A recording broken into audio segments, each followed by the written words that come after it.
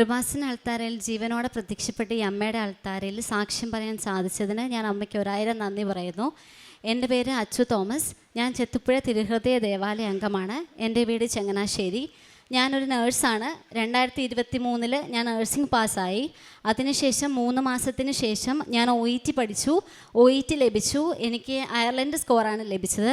Score ലഭിച്ചതിന് ശേഷം ഞാൻ ഉടനെ തന്നെ പല ഏജൻസികളിൽ അപ്ലൈ ചെയ്തു. പക്ഷേ ഒരു ഇൻ്റർവ്യൂ പോലും എനിക്ക് വന്നില്ല. വന്ന ഇൻ്റർവ്യൂ 2 എണ്ണം വന്നു. ഞാനത് അറ്റൻഡ് ചെയ്തു. പക്ഷേ എല്ലാവരും എന്നോട് പറയും, നിനക്ക് ഒരുപാട് കഴിവുണ്ട്, നിനക്ക് മറ്റുള്ളവർ എന്ത് ചോദിച്ചാലും പഠിച്ചില്ലെങ്കിലും നിനക്ക് പറയാൻ പറ്റും. അങ്ങനെ എൻ്റെ സ്വന്തം കഴിവിൽ ഒത്തിരി അഹങ്കരിച്ച് നടന്ന ഒരാളാണ് ഞാൻ. അങ്ങനെ 2 ഇൻ്റർവ്യൂ വന്നു. 2 ഇൻ്റർവ്യൂ ഞാൻ അറ്റൻഡ് ചെയ്തു. പക്ഷേ 2 ഇൻ്റർവ്യൂവിൽ ഞാൻ ഫെയിലായി. എൻ്റെ കൂടെ എന്നെക്കാളും കഴിവ് കുറഞ്ഞവരാണെന്ന് ഞാൻ വിചാരിച്ച എൻ്റെ ഫ്രണ്ട്സ് എന്നെക്കാളും മുമ്പേ വിദേശത്ത് പോയി. അവരവിടെ ജോലിക്ക് സെറ്റായി. അവരെല്ലാവരും നടക്കുന്നതും നന്നായിട്ട് ഫോട്ടോ ഒക്കെ ഇടുന്നത് കണ്ടപ്പോൾ ഞാൻ ഒരുപാട് വിഷമിച്ചു. അങ്ങനെ ഇൻ്റർവ്യൂ എനിക്കൊന്നും വരുന്നില്ല, എന്ത് ചെയ്യണമെന്ന് എനിക്കറിയത്തില്ല. പക്ഷേ ഉടമ്പടിയെ പറ്റി എനിക്കറിയാം, കൃപാസനത്തെ പറ്റി എനിക്കറിയാം. ഞാൻ നേഴ്സിംഗ് പഠിക്കുമ്പോഴും കൃപാസനത്തെ പറ്റി കേട്ടിട്ടുണ്ട്, ഞാൻ പത്രങ്ങൾ വായിച്ചിട്ടുണ്ട്. പക്ഷേ ഒരിക്കൽ പോലും ഇവിടെ വന്ന് ഉടമ്പടി എടുക്കണമെന്നോ അല്ലെങ്കിൽ എനിക്ക് അങ്ങനെ ഒരു ആഗ്രഹം ഇല്ലായിരുന്നു. അവസാനം എന്നെക്കൊണ്ട് പറ്റുന്നില്ല എന്ന സാഹചര്യത്തിലാണ് ഞാൻ ഇവിടെ വന്ന് ഡിസംബർ 13, 2024 ഉടമ്പടി എടുക്കുന്നത്. ഉടമ്പടി എടുത്തതിന് ശേഷം ഞാൻ കറക്റ്റായിട്ടൊന്നും ഫോളോ ചെയ്യാൻ പറ്റിയിരുന്നില്ല ആദ്യം. പക്ഷേ പള്ളിയിൽ പോകും, പ്രാർത്ഥിക്കും, കുർബാനയിൽ പങ്കെടുക്കും. പക്ഷേ കറക്റ്റായിട്ട് എനിക്കൊന്നും ഫോളോ ചെയ്യാൻ പറ്റിയില്ല. എൻ്റെ ഒരു ഫ്രണ്ട് സാക്ഷ്യം സ്റ്റേറ്റസ് ഇടുന്ന കണ്ടിട്ട് ഞാൻ സാക്ഷ്യം കാണാൻ തുടങ്ങി. എന്ന് ഞാൻ സാക്ഷ്യം കാണാൻ തുടങ്ങിയോ അന്നാണ് എൻ്റെ ജീവിതത്തിൽ അത്ഭുതം സംഭവിച്ചത്. അങ്ങനെ ഓഗസ്റ്റ് 19, 2025 2025 എൻ്റെ OET എക്സ്പയർ ആവുകയാണ്. അപ്പം OET എക്സ്പയർ ആകുന്ന 2 ദിവസം മുന്നേ ഞാനൊരു സ്വപ്നം കാണുക, എനിക്കൊരു ഇൻ്റർവ്യൂ ലഭിക്കുന്നു, ഞാൻ ആ ജോലി കിട്ടുന്നു. പക്ഷേ എനിക്കറിയത്തില്ല എങ്ങനെ സംഭവിക്കും. എൻ്റെ OET എക്സ്പയർ ആയിപ്പോയി. അപ്പം എൻ്റെ ഏജൻസിയുടെ പേര് ഗ്രീൻ ലൈൻ എന്നാണ്. നമ്മൾ കത്തിക്കുന്ന തിരി ഗ്രീനാണ്. അപ്പം ഞാൻ വിചാരിച്ചു എനിക്ക് മാതാവ് കൊണ്ട് തന്ന ഇൻ്റർവ്യൂ ആണ്. അങ്ങനെ ഞാൻ ഇൻ്റർവ്യൂ അറ്റൻഡ് ചെയ്തു. അപ്പം എനിക്ക് 2 ഇൻ്റർവ്യൂ ഉണ്ട്, ഒരെണ്ണം മോക്കും ഒരെണ്ണം മെയിൻ ഇൻ്റർവ്യൂവും. അപ്പം മോക്ക് ഇൻ്റർവ്യൂവിൽ അവർ പറഞ്ഞു ഓക്കെ കുഴപ്പമില്ല, നമുക്ക് മെയിൻ ഇൻ്റർവ്യൂ നടത്താം. പിറ്റേ ദിവസം ഏജൻസി എന്നോട് പറയുന്നു അവർ നാട്ടിൽ പോയി, ഇൻ്റർവ്യൂ നടക്കുമെന്ന് തോന്നുന്നില്ല. ഞാൻ എന്നും മെഴുകുതിരി കത്തിച്ച് മാതാവിനോട് പ്രാർത്ഥിക്കും, മാതാവേ നിനക്ക് ഇഷ്ടമുണ്ടെങ്കിൽ എനിക്ക് ഇൻ്റർവ്യൂ തരണം, നീയായിട്ട് കൊണ്ട് തന്നതാണ്. ഞാൻ പിന്നെ ഇവിടെ ഉടമ്പടി പുതുക്കാൻ വരുമ്പോൾ ഞാൻ പറഞ്ഞിരുന്നു, മാതാവേ ഇതും കൂടെ കിട്ടിയില്ലെങ്കിൽ ഞാൻ ഈ അയർലൻഡ് എന്ന മോഹം ഉപേക്ഷിക്കുക, ഞാൻ ഇനി വേറെ ഏതെങ്കിലും നാടോ കൺട്രിയോ നോക്കേണ്ട വരും. അങ്ങനെ അവസാനം സെപ്റ്റംബറിൽ എനിക്ക് അവർ 15-ാം തീയതി അവർ പറഞ്ഞു ഇൻ്റർവ്യൂ റെഡിയാണ്, ഇൻ്റർവ്യൂ അറ്റൻഡ് ചെയ്തോളാൻ പറഞ്ഞു. അപ്പം ഞാൻ സാക്ഷ്യത്തിൽ കേട്ടിട്ടുണ്ട് എല്ലാവരും മാതാവിൻ്റെ ബ്ലൂ ഡ്രസ്സൊക്കെ പ്രാർത്ഥിക്കുന്നത്. അങ്ങനെ ഞാനും പ്രാർത്ഥിച്ചു. എനിക്ക് 3 പേര് ഇൻ്റർവ്യൂ നടത്തി. അതിലൊരാൾ മാത്രം എന്നോടൊന്നും സംസാരിക്കുന്നില്ല. ആ സ്ത്രീക്ക് നമ്മുടെ ഹൃദയത്തിൽ കടികാരം ഘടിപ്പിച്ച മാതാവിൻ്റെ അതേ ഷേപ്പ് തന്നെ. പക്ഷേ എന്നോടൊന്നും സംസാരിക്കുന്നില്ല. എൻ്റെ എംപ്ലോയർ അപ്പുറത്തിരിപ്പുണ്ട്, അവരും എന്നോടൊന്നും സംസാരിക്കുന്നില്ല. അവർ എഴുന്നേറ്റ് പോയി. അപ്പം ഞാൻ വിചാരിച്ചു ഈ ഇൻ്റർവ്യൂ എൻ്റെ കയ്യിൽ നിന്ന് പോയെന്ന്. വേറൊരു പുള്ളിക്കാരി മാത്രമാണ് എന്നോട് സംസാരിക്കുന്നത്. ഇൻ്റർവ്യൂ എല്ലാം സംസാരിച്ചതിന് ശേഷം ഈ പുള്ളിക്കാരി തിരിഞ്ഞ് നമ്മുടെ മാതാവിൻ്റെ ഷേപ്പുള്ള ആളോട് ചോദിച്ചു ഇറ്റ്സ് ഇനഫ് എന്ന് ചോദിച്ചു. അപ്പോൾ ഈ പുള്ളിക്കാരി എന്നെ നോക്കി ചിരിച്ചിട്ട് യു ക്യാൻ ഗോ എന്ന് പറഞ്ഞു. എന്നെ നോക്കി ചിരിച്ചു, എന്നിട്ട് യു ക്യാൻ ഗോ എന്ന് പറഞ്ഞു. അങ്ങനെ 2 ദിവസത്തിന് ശേഷം എനിക്ക് ഓഫർ ലെറ്റർ വരുവാണ്. എനിക്ക് ആ ജോലി ലഭിച്ചു. അമ്മയുടെ സാന്നിധ്യത്തിൽ അയർലൻഡിലെ ഡിയർ പാർക്കിൽ എന്ന നഴ്സിംഗ് ഹോമിൽ എനിക്ക് ജോലി ലഭിച്ചു. എൻ്റെ ഓഫർ ലെറ്റർ ലഭിച്ചു. അതിനുശേഷം മെഡിക്കലിന് എനിക്ക് ഞാനൊരു നേഴ്സായിട്ട് വർക്ക് ചെയ്തുകൊണ്ടിരിക്കുകയാണ്. അപ്പം 2 ദിവസം മുന്നേ ഭയങ്കര ചുമ. ഞാൻ ഉടമ്പടി തൈലവും ഉപ്പും കഴിക്കുകയും തൈലം നെറ്റി പൂശുകയും ചെയ്തിട്ടാണ് മെഡിക്കലിന് പോയത്. മെഡിക്കലിന് പോയി പിറ്റേ ദിവസം അവിടുന്ന് എന്നെ വിളിക്കുകയാണ്, നിനക്ക് ബോർഡർ ലൈനാണ് കാണിക്കുന്നത്, ഒന്നും കൂടെ ബ്ലഡ് കൊണ്ടു തരണമെന്ന് പറഞ്ഞു. അന്നും ഞാൻ മാതാവിൻ്റെ ഉപ്പും നേർച്ച വസ്തുക്കളുടെ തൈലവും ഉപയോഗിച്ച് മെഡിക്കലിന് എൻ്റെ ബ്ലഡ് കൊണ്ട് കൊടുത്തു. എന്നിട്ട് ഞാൻ മാതാവിനോട് പറഞ്ഞു, മാതാവേ മിഷൻ ഇറർ പറ്റും, പക്ഷേ അമ്മയ്ക്ക് ഇറർ സംഭവിക്കത്തില്ലല്ലോ എന്ന് ഞാൻ പറഞ്ഞ് പ്രാർത്ഥിച്ചു പോയി. അങ്ങനെ 2 ദിവസം കഴിഞ്ഞപ്പോൾ എൻ്റെ മെഡിക്കലിന് റിപ്പോർട്ട് വന്നു. അന്ന് റിപ്പോർട്ട് വരുന്ന അന്ന് ഇവിടെ നമ്മുടെ അച്ഛൻ്റെ ചൊവ്വാഴ്ചത്തെ ധ്യാനം ഞാൻ കൂടി.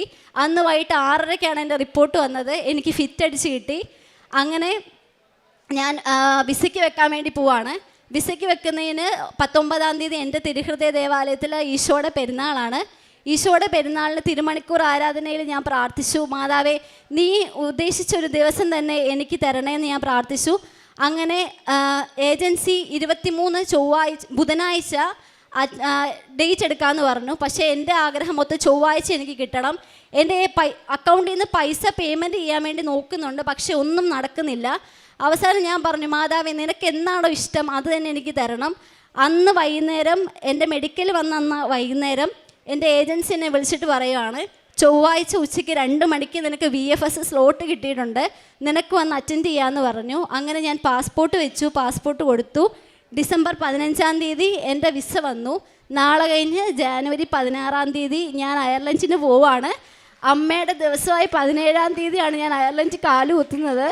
എനിക്ക് അവിടെ എക്സാം ഉണ്ട്. അതിൽ മാതാവിനെ കൈവിടത്തിൽ നിന്നുള്ള വിശ്വാസത്തോടു കൂടിയാണ് ഞാൻ നടക്കുന്നത്.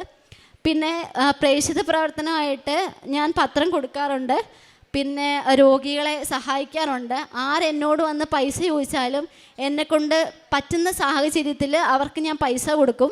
ഞാൻ അടുത്തൊരു ആൻറ്റീനെ നോക്കാൻ പോവാറുണ്ട്. ആൻറ്റിക്ക് രോഗിലേപനം ശുശ്രൂഷകളെല്ലാം ചെയ്തു കൊടുക്കാറുണ്ട്. ആത്മീയ ജീവിതത്തിൽ വന്ന ഉയർച്ചയെന്ന് പറയുന്നത് 2 ആഴ്ച കൂടുമ്പോൾ ഞാനിപ്പോൾ കുമ്പസാരിക്കും, കുർബാനയിൽ നന്നായിട്ട് പങ്കെടുക്കും. ചില ദിവസം കുർബാനയൊക്കെ കൂടുമ്പോൾ എൻ്റെ കണ്ണിൽ നിന്ന് വെള്ളം വരും. ദൈവം തന്ന അനുഗ്രഹത്തിന് മാതാവിന് ഞാൻ ഇന്ന് ഒരുപാട് നന്ദി പറയുന്നു. ഇത്രയും അനുഗ്രഹങ്ങൾ തന്ന എൻ്റെ അമ്മയ്ക്കും എൻ്റെ ഈശോയ്ക്കും ഒരുപാട് നന്ദി. എന്നും ഈ ഉടമ്പടിയിൽ തന്നെ ജീവിക്കാനാണ് ഞാനൊന്ന് ആഗ്രഹിക്കുന്നത്. ഒരിക്കലും അമ്മയുടെ സന്നിധിയിൽ നിന്ന് ഞാൻ വിട്ടുപോകത്തില്ലെന്ന് ഞാൻ അമ്മയോട് വാഗ്ദാനം ചെയ്യുന്നു. 2 തിമോത്തിയോസ് 1:7 ഭീരുത്വത്തിൻ്റെ ആത്മാവിനെയല്ല ദൈവം നമുക്ക് നൽകിയത്, ശക്തിയുടെയും സ്നേഹത്തിൻ്റെയും ആത്മനിയന്ത്രണത്തിൻ്റെയും ആത്മാവിനെയാണ്. നമ്മുടെ കർത്താവിന് സാക്ഷ്യം നൽകുന്നതിൽ നീ ലജ്ജിക്കരുത്. അച്ചു തോമസ് എന്ന ഈ മകളുടെ അയർലൻഡിൽ പോകുവാനുള്ള വിസ ലഭിക്കുകയും തടസ്സങ്ങൾ മാറി മെഡിക്കൽ ഫിറ്റ്നസ് ലഭിച്ച് മകളുടെ വഴികൾ സുഗമമായതിൻ്റെ സാക്ഷ്യമാണ് അമ്മ മാതാവിൻ്റെ തിരുനടയിൽ ഈ മകൾ പങ്കുവച്ചത്. മകളുടെ സാക്ഷ്യത്തിൻ്റെ ഒരു പ്രത്യേകത, മകൾ ഉടമ്പടി ജീവിതം നയിച്ചു തുടങ്ങിയിട്ട് കുറച്ച് നാളായി. പക്ഷേ ഉടമ്പടി കത്തിത്തുടങ്ങിയത് മകൾ സാക്ഷ്യങ്ങൾ കേട്ടു തുടങ്ങിയപ്പോഴാണ്. അതാണ് മകൾ എടുത്തു പറയുന്നത്. എൻ്റെ വിദേശത്തേക്ക് പോകുവാനുള്ള പ്രോസസ്സ് മുഴുവനും വേഗത്തിലായത്, ഫലസിദ്ധിയുള്ളതായത്, തടസ്സങ്ങൾ വരുമ്പോഴും തടസ്സങ്ങൾ മാറി അമ്മ മാതാവ് എന്നെ സഹായിച്ചു കൊണ്ടിരുന്നത്, കൂടുതൽ സാക്ഷ്യങ്ങൾ ഞാൻ കേട്ടുകൊണ്ടിരുന്നപ്പോഴാണ്. ഓരോ സാക്ഷ്യവും ദൈവനാമത്തെ മഹത്വപ്പെടുത്തുന്നതാണ്. ദൈവശക്തി നമ്മുടെ ജീവിതത്തിൽ അനുഭവിച്ചതിൻ്റെ അനുഗ്രഹ വിവരണമാണ് സാക്ഷ്യമെന്ന് പറയുന്നത്. പരിശുദ്ധമ്മയിൽ ആശ്രയിച്ച് നേർച്ച വസ്തുക്കൾ ഉപയോഗിച്ച് അമ്മയിൽ ശരണപ്പെട്ട് മാത്രം കണ്ണീരോടെ ജീവിതത്തിൻ്റെ പ്രത്യാശയോടെ വലിയ തടസ്സങ്ങൾ മാറിപ്പോകുമെന്ന പൂർണ്ണമായ വിശ്വാസത്തോടെ അമ്മയുടെ കരങ്ങളിലേക്ക് കൊടുത്ത പ്രാർത്ഥനകളും അമ്മയിൽ ആശ്രയിച്ച് ജീവിച്ച ദിവസങ്ങളും അത് നമുക്ക് എങ്ങനെ അനുഗ്രഹമായെന്ന് ലോകത്തോട് നാം പറയുന്നതിൻ്റെ പേരാണ് സാക്ഷ്യം. അതുകൊണ്ട് തന്നെ ഉടമ്പടിയിലായിരിക്കുന്ന മക്കളുടെ ഏറ്റവും പ്രധാനപ്പെട്ട ഒരു ഉത്തരവാദിത്തമാണ് ഉടമ്പടി നിയോഗങ്ങൾ ദൈവാനുഗ്രഹങ്ങളായി തീരുമ്പോൾ അത് ദൈവനാമത്തെ മഹത്വപ്പെടുത്തി ലോകസമക്ഷം സാക്ഷ്യപ്പെടുത്തുക എന്നത്. സാക്ഷ്യപ്പെടുത്തുമ്പോൾ നമ്മുടെ ഉടമ്പടി ജീവിതം കുറേ കൂടി വിശ്വസ്തതയുള്ളതാവുന്നു, വിശ്വാസ്യത ഉള്ളതാവുന്നു. സാക്ഷ്യപ്പെടുത്തുമ്പോൾ വിശ്വാസമില്ലാതെ എവിടെയെങ്കിലുമൊക്കെ ജീവിക്കുന്നവർക്ക്, സങ്കടപ്പെടുന്നവർക്ക്, നമ്മളെപ്പോലെ അതേ അവസ്ഥയിൽ തകർന്നിരിക്കുന്നവർക്ക് ദൈവനാമത്തിലേക്ക്, ദൈവശരണത്തിലേക്ക് കടന്നു വരുവാൻ, അമ്മ മാതാവിനെ അടുത്തറിയുവാൻ, അവരുടെ ജീവിത വിഷയങ്ങൾക്കൊരു പരിഹാരത്തിൻ്റെ വഴിതെളിക്കുവാൻ നമ്മൾ കാരണക്കാരായി മാറുന്നു. അതുകൊണ്ട് അമ്മ മാതാവ് നമുക്ക് ഒരു അനുഗ്രഹം തരുമ്പോൾ നമ്മളിൽ നിന്നും അമ്മയുടെ പ്രത്യക്ഷീകരണത്തിന് സാക്ഷിയാവുന്നുവെന്ന് ലോകത്തോട് പറയുവാനുള്ള ഉത്തരവാദിത്വം കൈമാറുകയാണ്. നമ്മളെ അനുഗ്രഹിച്ചിട്ട് മാതാവിനെന്താ നേട്ടമുള്ളേ? നമുക്ക് രോഗം മാറിയിട്ട്, നമുക്ക് ജോലി കിട്ടിയിട്ട്, നമ്മുടെ പഠനത്തിൻ്റെ പുരോഗതി ഉണ്ടായിട്ട്, നമ്മുടെ കുടുംബത്തിൽ സമാധാനമുണ്ടായിട്ട് മാതാവിനെന്താ നേട്ടമുള്ളേ? നമ്മൾ ആ ഒരു വശം ഗൗരവത്തോടെ ചിന്തിക്കണം. മാതാവിനുള്ള നേട്ടം, അമ്മ മാതാവ് 2004 ഡിസംബർ 7 ഈ ആലയത്തിൽ ജീവനോടെ പ്രത്യക്ഷപ്പെട്ടുവെങ്കിൽ അത് സഭ അംഗീകരിക്കുന്നത് വരെ, ലോകം മുഴുവൻ ഏറ്റെടുക്കുന്നത് വരെ, ദൈവനാമത്തെ പുകഴ്ത്തുന്നത് വരെ നമ്മുടെ അധരങ്ങളിലൂടെ എൻ്റെ എളിയ ജീവിതത്തിൽ, എൻ്റെ പാപജീവിതത്തിൽ വിശുദ്ധി കലർത്തിക്കൊണ്ട് എൻ്റെ അമ്മയോടുള്ള എൻ്റെ ചേർന്ന് നിൽപ്പ് എൻ്റെ ജീവിതത്തിൽ എങ്ങനെ അനുഗ്രഹമായെന്ന് ലോകത്തോട് പറയുന്നതിൻ്റെ പേരാണ് സാക്ഷ്യം.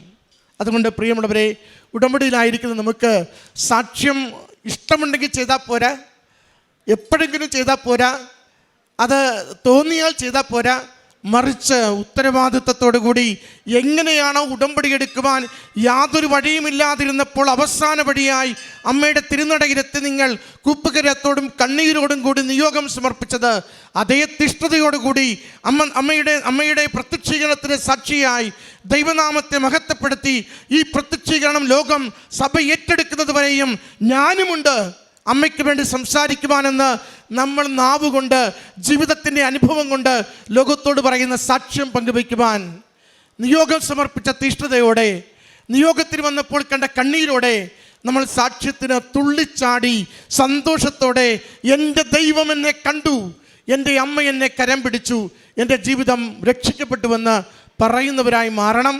അതിന് നമ്മുടെ ഉടമ്പടി നിയോഗങ്ങൾ അമ്മ മാതാവിലൂടെ ഈശോ വേഗം അനുഗ്രഹിക്കട്ടെ. ഈ മകൾക്ക് ലഭിച്ച ഈ അനുഗ്രഹത്തിന് അമ്മയ്ക്കും ഈശോയ്ക്കും നന്ദി പറഞ്ഞുകൊണ്ട് കരങ്ങളടിച്ച് ഈ സാക്ഷ്യം നമുക്ക് സമർപ്പിക്കാം. അത്യപൂർവ ദൈവാനുഭവങ്ങൾ ഇനി നിങ്ങൾക്കും സ്വന്തം. ഈ യൂട്യൂബ് ചാനൽ ഇതുവരെ സബ്സ്ക്രൈബ് ചെയ്തിട്ടില്ലെങ്കിൽ ഇപ്പോൾ തന്നെ സബ്സ്ക്രൈബ് ചെയ്യുക. ഈ വീഡിയോ ഇപ്പോൾ തന്നെ നിങ്ങളുടെ സുഹൃത്തുക്കൾക്ക് ഷെയർ ചെയ്തുകൊണ്ട് കർത്താവിൻ്റെ പ്രേക്ഷിതരാകുക.